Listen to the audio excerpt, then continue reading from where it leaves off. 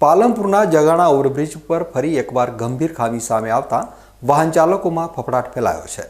માત્ર 3 વર્ષ પહેલા બનેલા બ્રિજની લોખંડની એંગલ પ્લેટો ખુલ્લી થઈ જતા તંત્રની નબળી કામગીરીની પોલ ખુલી ગઈ છે।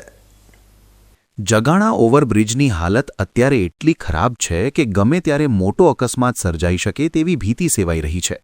નવાઈની વાત તો એ છે કે આ બ્રિજને બનીએ હજુ માંડ 3 વર્ષ થયા છે, પણ આટલા ટૂંકા ગાળામાં 4 થી 5 વખત રિનોવેશન કરવું પડ્યું છે, જે બાંધકામની ગુણવત્તા સામે અનેક સવાલો ઊભા કરે છે।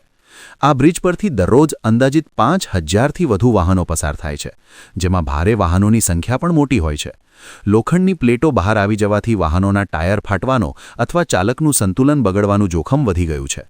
હાલમાં જ એક જાગૃત વાહન ચાલકે આ ભયાનક દ્રશ્યોનો વિડીયો બનાવીને સોશિયલ મીડિયામાં વાયરલ કર્યો છે, જેના કારણે સ્થાનિક લોકોમાં ભારે રોષ જોવા મળી રહ્યો છે।